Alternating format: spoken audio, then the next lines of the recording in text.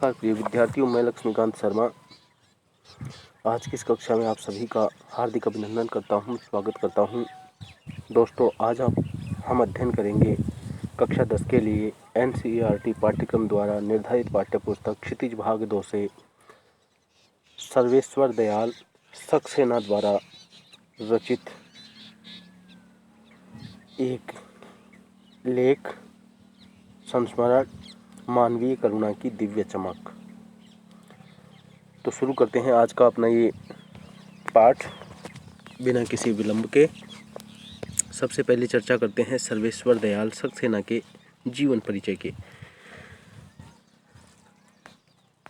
तो सर्वेश्वर दयाल सक्सेना का जन्म सन 1927 ईस्वी को जिला बस्ती उत्तर प्रदेश में हुआ। उनकी उच्च शिक्षा इलाहाबाद विश्वविद्यालय से हुई। वे अध्यापक, आकाशवाणी में सहायक प्रोड्यूसर तथा दिनमान में संपादक, उप संपादक के पद पर रहे और पराग जो साहित्यिक पत्रिका है उसके संपादन मंडल से जुड़कर उसके संपादक रहे। सन 1983 में उनका आकस्मिक निधन हो गया। सर्वेश्वर बहुमुखी प्रतिभा के साहित्यकार थे।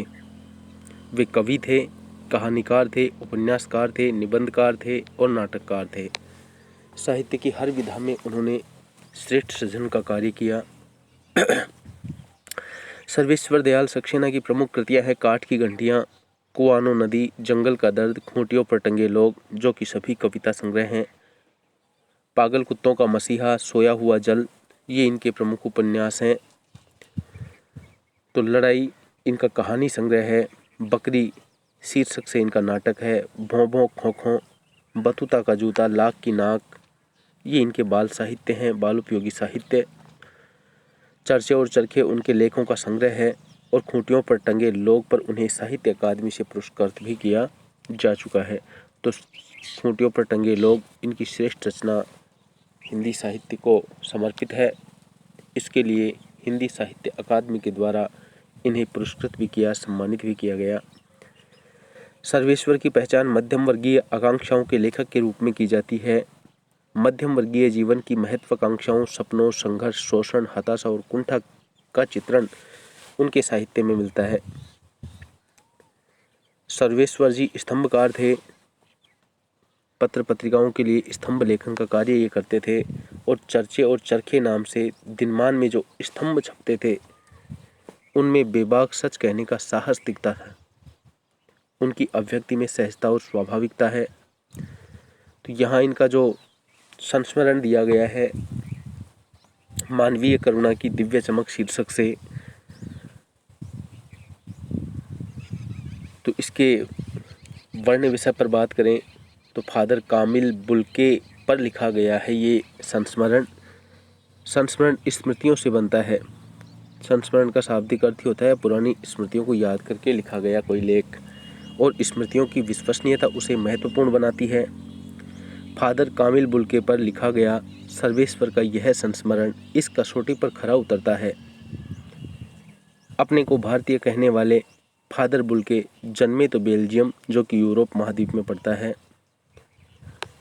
तो यूरोप के रैम्स चैपल शहर में थे, जो गिरजों और पादरियों और धर्मगुरुओं तथा संतों की भूमि कही जाती है, परंतु उन्होंने अपनी कर्म भूमि बनाया भारत को। फादर बुल्के एक सन्यासी थे, परंतु पारंपरिक अर्थ में नहीं। सर्वेश्वर का फादर बुल्के से अंतरंग संबंध था। अंतरंग का अर्थ होता है गहरा संबंध, जिसकी झलक हमें इस संस्मरण में मिलती है। लेखक का मानना है कि जब तक राम कथा है इस विदेशी भारतीय साधु को याद किया जाएगा तथा उन्हें हिंदी भाषा और बोलियों के अगाध प्रेम का उदाहरण माना जाएगा। यूरोप में जन्म लेने के बाद भी किस प्रकार से वो भारतीय भाषाओं के प्रति समर्पण का भाव रखते हैं और हिंदी के प्रति उनका लगाव और यहाँ के लोगों के प्रति जो उनका वात्सल्य था, उसके कारण फादर बुल्के हमेशा याद रखे जाएंगे। पाठ के अंदर बताया भी गया है कि फादर बुल्के का जीवन देवदार के वृक्ष के समान विशाल था। वे सब पर अपना वात्सल्य लुटाते थे।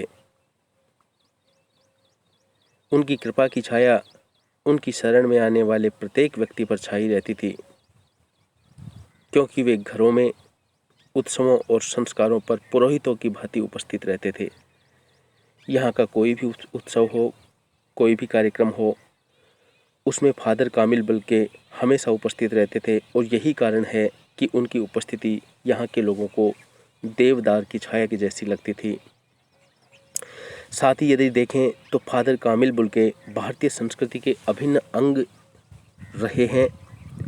यूरोप में जन्म जरूर लिया, लेकिन फिर भी भारतीय संस्कृति से उनका गहरा संबंध रहा, क्योंकि उन्होंने भारत में रहकर अपने आप को पूरी तरह से भारतीय बना लिया था। उन्होंने कोलकाता और इलाहाबाद में रहकर के पढ़ाई की। हिंदी विषय में उन्होंने एमए किया और हिंदी तथा संस्कृत विषयों का अध्यापन कराते हुए सेंट जेवियर्स कॉलेज में विभागाध्यक्ष के पद पर भी ये कार्यरत रहे। उन्होंने भारतीय संस्कृति की प्रतीक राम कथा के उद्भव और विकास का शोध कार्य भी किया। तो इसीलिए यहाँ पर कह सकते हैं कि फादर कामिल बुल्के भारतीय संस्कृति का अभिन्न अंग रहे हैं। उनका जीवन और आचरण भारतीय संस्कृति के मूल्यों के अनुरूप था। उन्हें हिंदी से बेहद लगाव था। इसके साथ ही यहाँ के लोगों के उत्सवों और संस्कारों में वो सम्मिलित रहते थे, उपस्थित रहते थे और इन सभी आधारों पर हम ये कह सकते हैं कि फादर कामिल बुल्के भारतीय संस्कृति के अभिन्न अंग रहे हैं। तो शुरू करते हैं ऐसे महान व्यक्तित्व के धनी फादर कामिल बुल्के के संस्मरण को। तो शुरू करते हैं आज की अपनी ये कक्षा। मानवीय करुणा की दिव्य चमक शीर्षक से ये संस्मरण लिखा गया है। तो फादर को जहरबाद से नहीं मरना चाहिए था।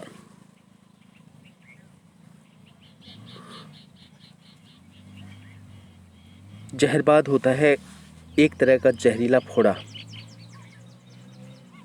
गैंग्रीन जिसको कहा जाता है।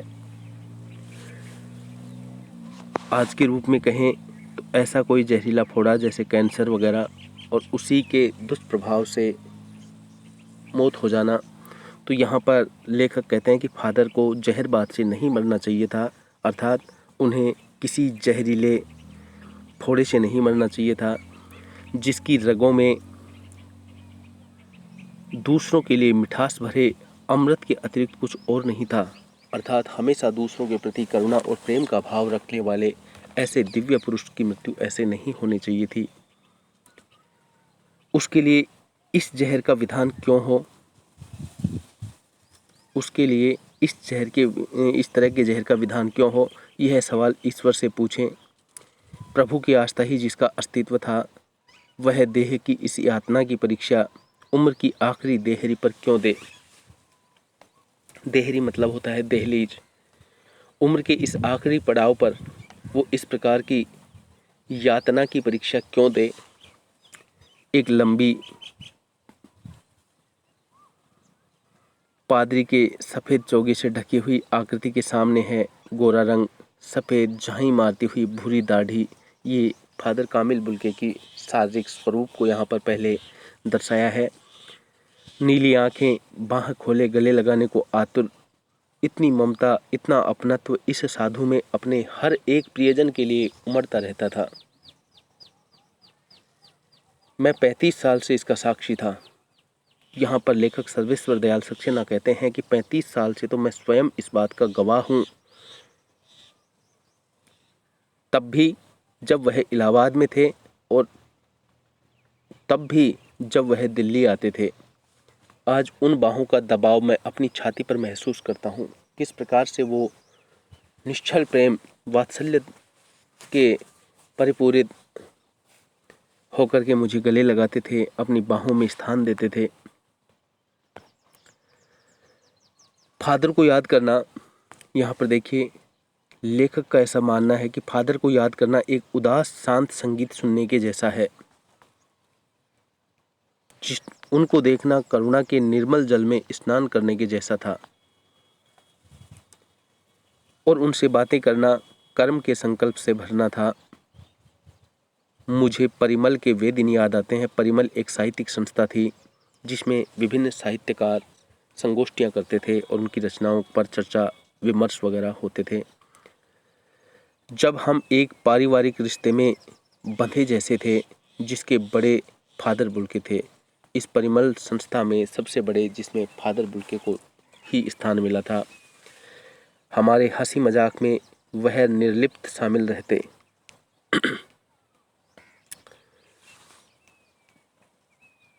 हमारी गोष्ठियों में वह गंभीर बहस करते, हमारी रचनाओं पर बेबाक राय देते।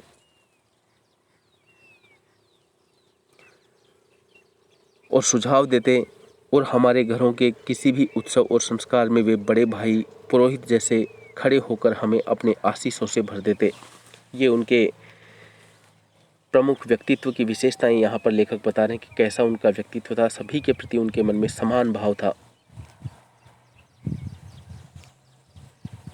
मुझे अपना बच्चा और फादर का उसके मुख में पहली बार अन्न डालना याद आता है और नीली आंखों की चमक में तैरता वात्सल्य भी, जैसे किसी ऊंचाई पर देवदारू की छाया में खड़ा हो। तो यहाँ पर जैसा कि हम पाठ के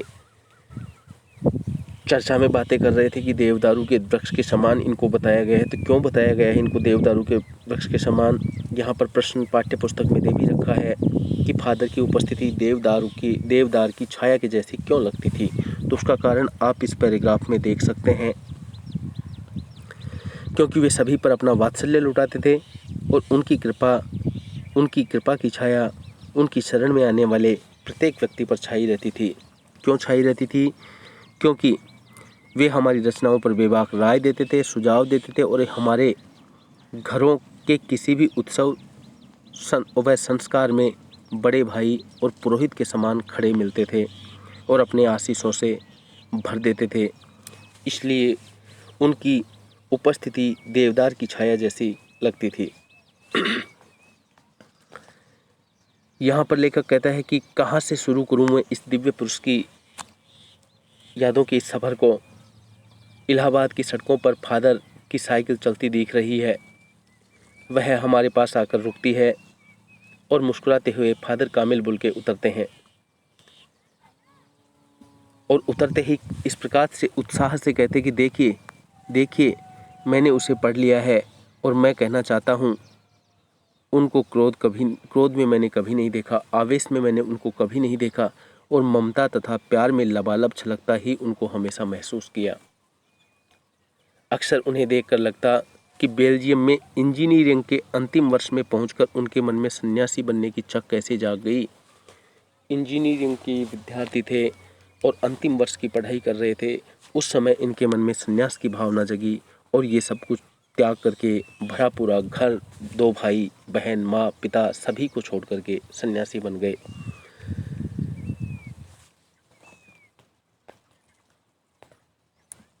आपको अपने देश की याद आती है? जब उनसे चर्चा की गई एक बार कि आपको अपने देश की याद आती है, तो उनका जवाब था कि मेरा देश तो अब भारत है।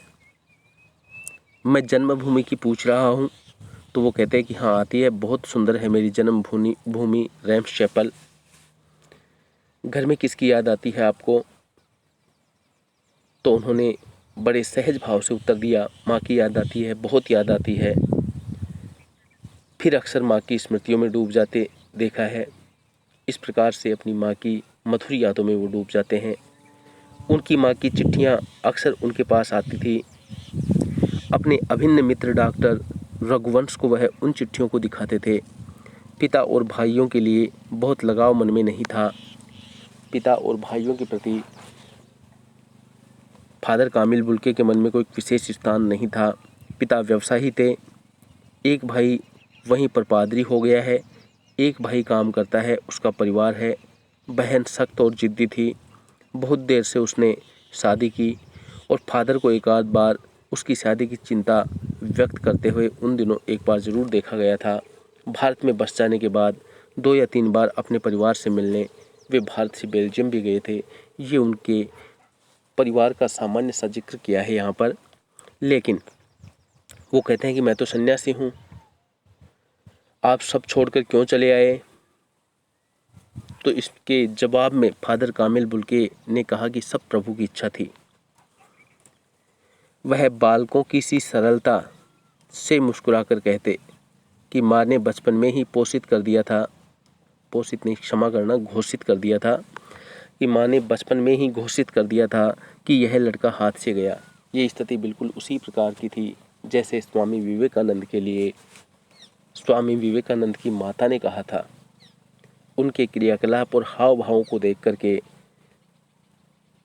वो भी बड़े मेधावी थे, होशियार थे, लेकिन उनके इस प्रकार के व्यवहार को देखकर उनकी माँ ने भी यही कहा था कि शायद नरेंद्र हमारे हाथ से निकल गया है। वो भी दिव्य पुरुष ही थे। ऐसे ही दिव्य पुरुष हैं ये फादर कामिल बुल्के। और सचमुच इंजीनियरिंग के अंतिम वर्ष की पढ़ाई छोड़कर फादर बुल्के सन्यासी होने जब धर्मगुरु के पास गए और कहा कि मैं सन्यास लेना चाहता हूँ, तथा एक शर्त रखी उन्होंने कि उस समय सन्यास लेते समय सन्यास चाहने वाला व्यक्ति शर्त रख सकता था कि मैं भारत जाऊंगा, अर्थात मैं अपनी कर्म भूमि भारत को ही बनाऊंगा। फादर कामिल बुल्के भारत के बारे में इतनी रुचि रखते हैं, इतना उत्साह रखते हैं, भारत भूमि के प्रति उनका ये लगाव था। तो यहाँ पर उनसे पूछा गया कि भारत जाने की बात आपके मन में क्यों उठी। एक साक्षात्कार के अंदाज में लिखा गया ये संस्मरण है, जिस प्रकार से फादर कामिल बुल्के के साथ व्यक्तिगत संवाद करके ये लेख छपा गया हो। तो उन्होंने कहा कि मैं नहीं जानता, बस मन में यही था कि भारत ही मैं कर्म भूमि बनाऊं। उनकी शर्त मान ली गई और वह भारत आ गए। पहले जीसेट संघ में 2 साल पादरियों के बीच धर्माचार की पढ़ाई की और फिर 9-10 वर्ष दार्जिलिंग में पढ़ते रहे। कोलकाता से बीए किया और फिर इलाहाबाद से एमए किया। उन दिनों डॉक्टर धीरेन्द्र वर्मा हिंदी विभाग के अध्यक्ष थे। शोध प्रबंध प्रयाग विश्वविद्यालय के हिंदी विभाग में रहकर 1950 में इन्होंने पूरा किया राम कथा उत्पत्ति और विकास। परिमल में उसके अध्याय पढ़े गए थे। फादर ने मातरलिंग के प्रसिद्ध नाटक ब्लू बर्ड का रूपांतरण भी किया नील पंछी के नाम से, जिसको अनुवाद हम कह सकते हैं। बाद में वह सेंट जेवियर्स कॉलेज रांची में हिंदी तथा संस्कृत विभाग के विभागाध्यक्ष हो गए और यहीं उन्होंने अपना प्रसिद्ध अंग्रेजी हिंदी कोश तैयार किया और बाइबिल का अनुवाद भी। और वहीं पर वो बीमार पड़े, पटना आए, दिल्ली आए और चले गए 47 वर्ष देश में रह करके और 73 वर्ष की ज़िंदगी जी करके इस दुनिया से वो विदा हो गए।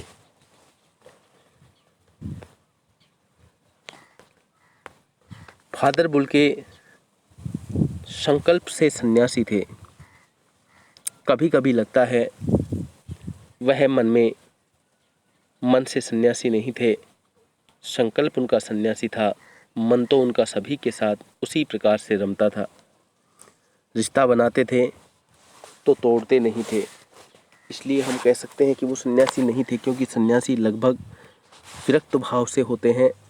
किसी के प्रति उनके मन में किसी प्रकार का कोई मोह नहीं होता। लेकिन फादर कामिल बुल्के सभी से मिलते थे, रिश्ते बनाते थे और उन रिश्तों को निभाते थे। 10 साल बाद मिलने के बाद भी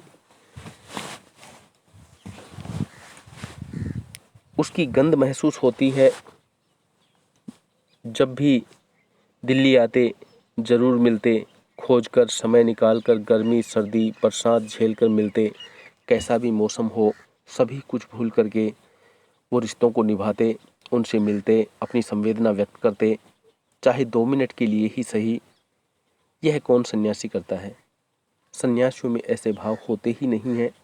रिश्तों को तरजीह नहीं देते हैं वो। लेकिन फादर कामिल बुल्के सभी के प्रति अपनत्व का भाव रखते हैं। उनकी चिंता हिंदी को राष्ट्रभाषा के रूप में देखने की थी। अब एक विदेशी होते हुए हिंदी को राष्ट्रभाषा के रूप में सम्मान दिलाने के लिए चिंतित होना उनके व्यक्तित्व की और भारत भूमि के प्रति, भारतीय संस्कृति के प्रति समर्पण की विशेषता को जगाता है। हर मंच से इसकी तकलीफ बयान करते, इसके लिए अकाट्य तर्क देते, ऐसे ऐसे तर्क देते जिनका कोई प्रत्युत्तर नहीं था।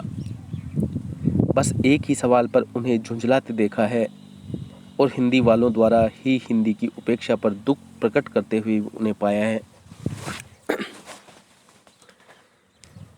घर परिवार के बारे में, निजी दुख तकलीफ के बारे में पूछना उनका स्वभाव था और बड़े से बड़े दुख को भी उनके मुख से कभी प्रकट करते हुए नहीं सुना, बल्कि इस बड़े से बड़े दुख में भी उनके मुख से सांत्वना के जादू भरे शब्द ही सुनने को मिले और वो शब्द मन में एक ऐसी रोशनी भर देते थे जो किसी गहरी तपस्या से जन्मती है। हर मौत दिखाती है जीवन को नई राह। मुझे अपनी पत्नी और पुत्र की मृत्यु की याद आ रही है और फादर बुल्के के शब्दों से झरती विरल शांति भी, कि हर मौत दिखाती है जीवन को नई राह है। यहाँ पर लेखक बताते हैं कि जब मेरी पत्नी और मेरे पुत्र की मृत्यु हुई तो फादर बुल्के किस प्रकार से मुझे अपने इन दिव्य शब्दों से शांति प्रदान कर रहे थे, धैर्य बंधा रहे थे। आज वह नहीं है, दिल्ली में बीमार रहे और पता ही नहीं चला। बाहें खोलकर इस बार उन्होंने गले नहीं लगाया। जब देखा तब वे बाहें दोनों हाथों की सूजी उंगलियों को उलझाए ताबूत में जिस्म पर पड़ी थी। यहाँ पर लेखक कहता है कि ऐसा मौका मिला ही नहीं कि मैं दोबारा फादर कामिल बुल्के के साथ मिल सकूं। दूसरी भेंट उनसे जब हुई तो फादर कामिल बुल्के निष्क्रिय अवस्था में थे, मृत अवस्था में उनको मिले। जो शांति बरसती थी वह चेहरे पर थी, चेहरे पर वही शांत भाव अभी भी नजर आ रहे थे। तरलता जम गई थी। वह 18 अगस्त 1982 को सुबह 10 बजे का समय था। दिल्ली में कश्मीरी गेट के निकलसन कब्रगाह में उनका ताबूत एक छोटी सी नीली गाड़ी से उतारा गया। कुछ पादरी, रघुवंश जी का बेटा और उनके परिजन राजेश्वर सिंह उसे उतार रहे थे। फिर उसे उठाकर एक लंबी संकरी उदास पेड़ों की घनी छाह वाली सड़क के किनारे से कब्रगाह के आखिरी छोर तक ले गए, जहां धरती की गोद में सुलाने के लिए कब्र अवाक मुंह खोले लेटी थी। इस दिव्य पुरुष को कब्र अपने अंदर समेटने के लिए जहां पर तैयार थी। इस कब्र के ऊपर करील की घनी छाह थी और चारों ओर कब्रें थी। तेज धूप का व्रत था। जैनेन्द्र कुमार, विजेंद्र स्नातक, अजीत कुमार, डॉक्टर निर्मला जैन और मसीही समुदाय के लोग, पादरीगण, उनके बीच में गैरिक वसन पहने इलाहाबाद के प्रसिद्ध विज्ञान शिक्षक डॉक्टर सत्यप्रकाश और डॉक्टर रघुवंश भी, जो अकेले में उस सकरी सड़क की ठंडी उदासी में बहुत खामोशी से दुख की किन्हीं अपरिचित आहटों से दबे हुए थे। तो यहाँ पर कई लोग उनकी इस अंतिम यात्रा के दौरान उपस्थित थे। सिमट आए थे कब्र के चारों तरफ। ये सभी धीरे धीरे करते हुए फादर कामिल बुल्के की कब्र के पास पहुंच गए थे। फादर की देह पहले कब्र के ऊपर लिटाई गई और मसीही विधि से अंतिम संस्कार उनका शुरू हुआ। रांची के फादर पास्कल तोयना के द्वारा ये विधि संपन्न करवाई गई। उन्होंने हिंदी में मसीही विधि से प्रार्थना भी की और फिर सेंट जेवियर्स के रेक्टर फादर पास्कल ने उनके जीवन और कर्म पर श्रद्धांजलि अर्पित करते हुए कहा, उनके अंतिम संस्कार के समय फादर पास्कल ने क्या कहा था, उनके कर्म पर श्रद्धांजलि व्यक्त करते हुए कि फादर बुल्के धरती में जा रहे हैं।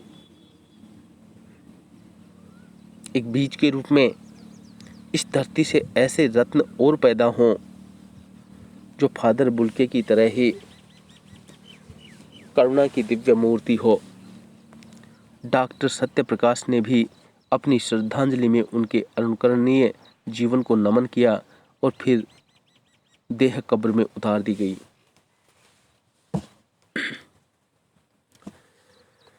मैं नहीं जानता इस सन्यासी ने कभी सोचा था या नहीं, शायद उन्होंने कभी नहीं सोचा होगा या सोचा था कि उनकी मृत्यु पर कोई रोएगा, क्योंकि वो उनका संबंध तो भारतीय जन्मभूमि से था ही नहीं, भारतीय भूमि से था ही नहीं, वो तो कर्म भूमि के रूप में भारत को अपना रहे थे।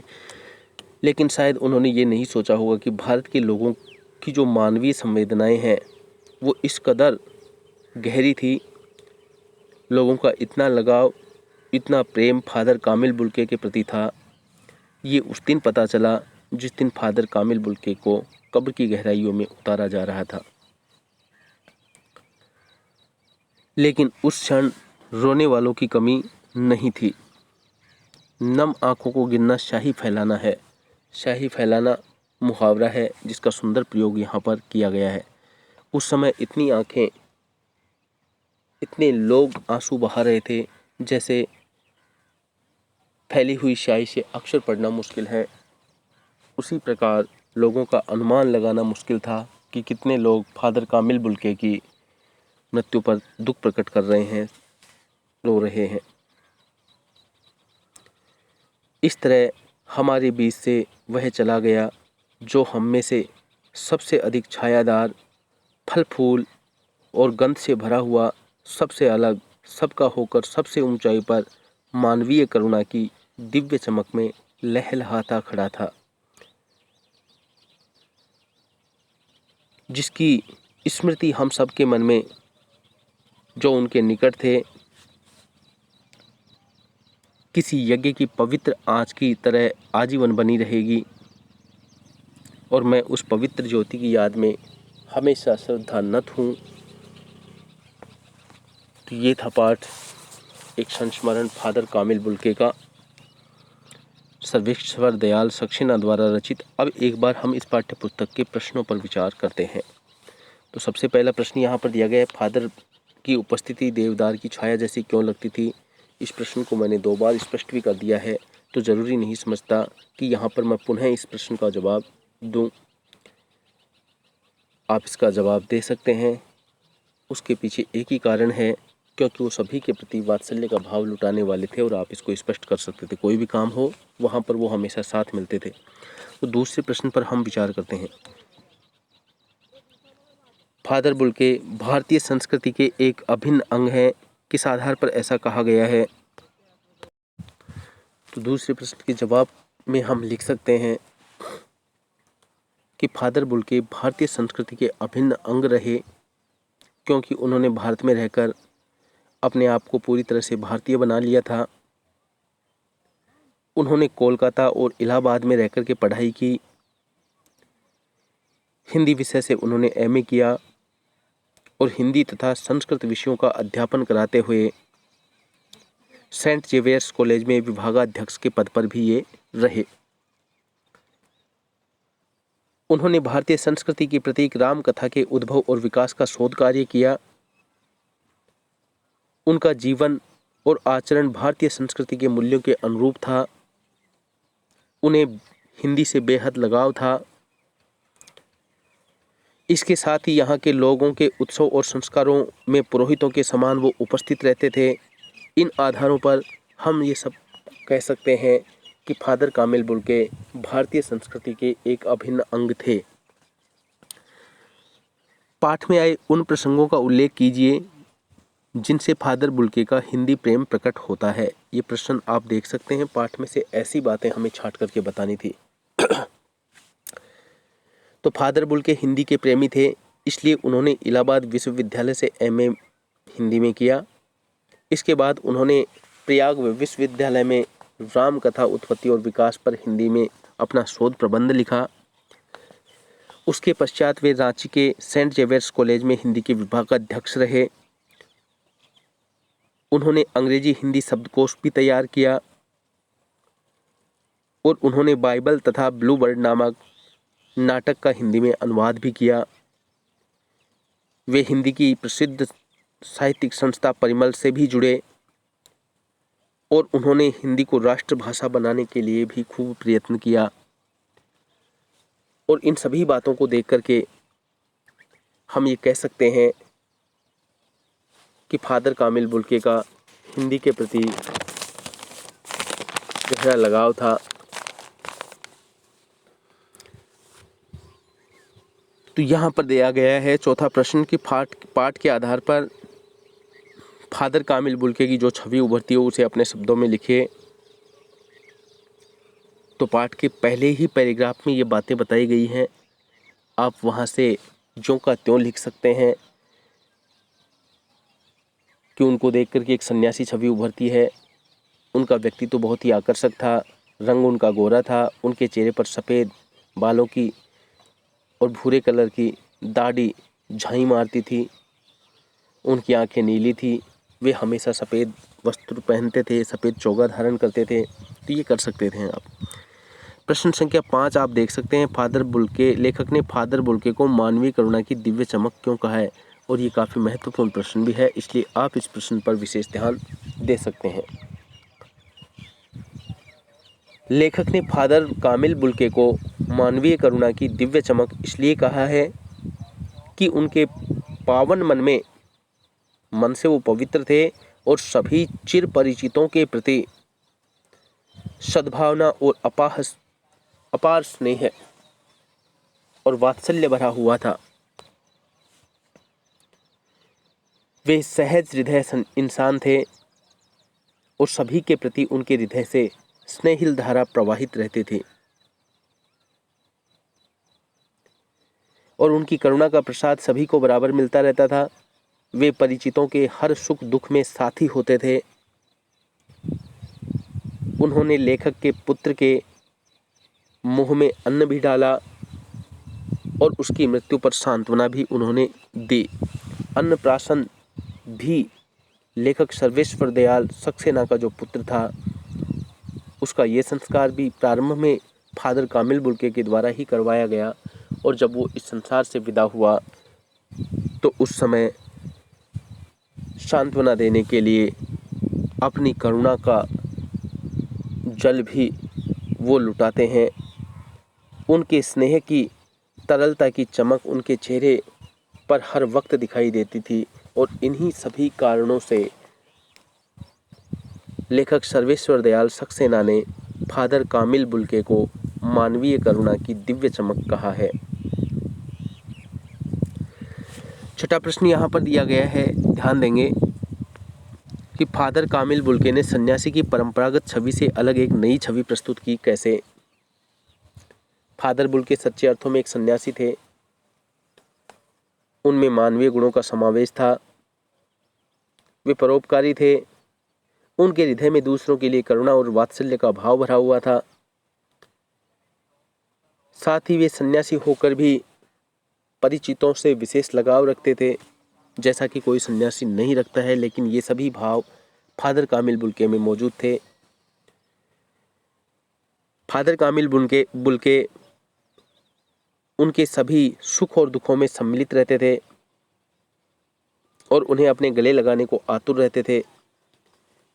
वे कभी भी किसी को अपने से दूर तथा अलग नहीं लगते थे, इसलिए उन्हें आत्मीय संरक्षक मानते थे लोग। तो यहाँ पर एक प्रश्न दिया गया है जो आपको समझना है, तो सावधान या आज से स्पष्ट कीजिए, जिसमें पहला दिया गया है आंखें नम करना, नम आंखों को गिनना, शाही फैलाना है।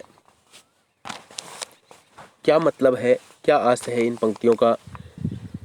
तो यहाँ पर लेखक इन पंक्तियों के माध्यम से बताना चाहता है कि फादर बुल्के की मृत्यु पर रोने वालों की संख्या में कोई कमी नहीं थी। इस संख्या में उनके परिचित, प्रियजन और साहित्यिक मित्र सभी शामिल थे। इसलिए उनके बारे में लिखना व्यर्थ में शाही खर्च करना है। शाही फैलाना मतलब व्यर्थ कोशिश करना, ये मुहावरा है।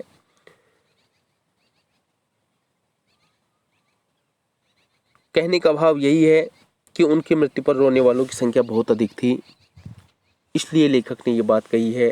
कि नम आंखों को गिनना शाही फैलाना है। फादर को याद करना एक उदास शांत संगीत सुनने जैसा है। कैसे? इसको भी हम स्पष्ट कर सकते हैं कि फादर बुल्के को मृत्यु के बाद याद करना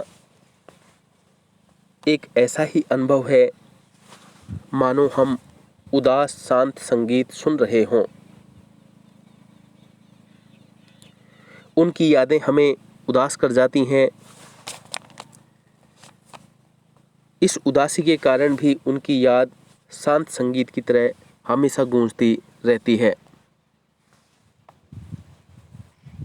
इसलिए लेखक ने ऐसा कहा।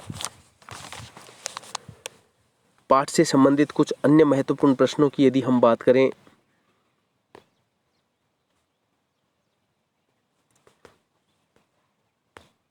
तो हम चर्चा करते हैं।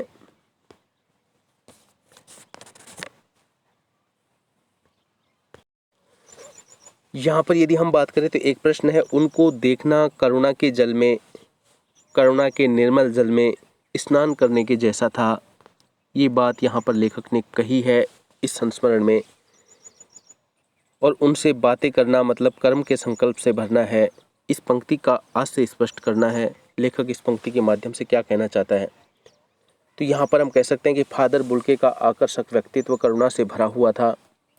उनके सौम्य शांत चेहरे से करुणा हमेशा टपकती रहती थी।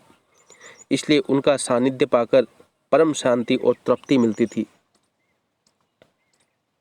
इसके साथ ही इनसे बात करके नए नए कार्य करने की प्रेरणा भी मिलती थी। और इन्हीं सभी कारणों से लेखक ने ये बात कही कि उनको देखना करुणा के निर्मल जल में स्नान करने के जैसा था और उनसे बातें करना कर्म के संकल्प से पूरित होना था, भरना था। एक प्रश्न यहाँ पर एक पंक्ति लेखक ने और कही है पाठ में कि फादर की स्मृति को यज्ञ की पवित्र आग की आंच सी कहा है। क्यों कहा है लेखक ने फादर की स्मृति को यज्ञ की पवित्र आंच सी, यज्ञ की पवित्र अग्नि के समान उसको क्यों कहा है? तो इसका उत्तर आप बड़े ही सहज भाव से दे सकते हैं।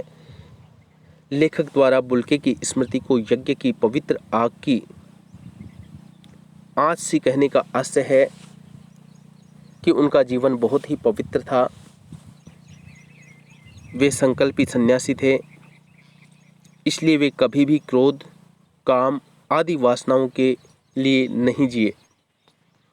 वे जिए तो मानव प्रेम और करुणा के लिए ही, और उनका जीवन सदा दूसरों के लिए तपस्यापूर्ण ही रहा। इसलिए लेखक ने ये बातें कही।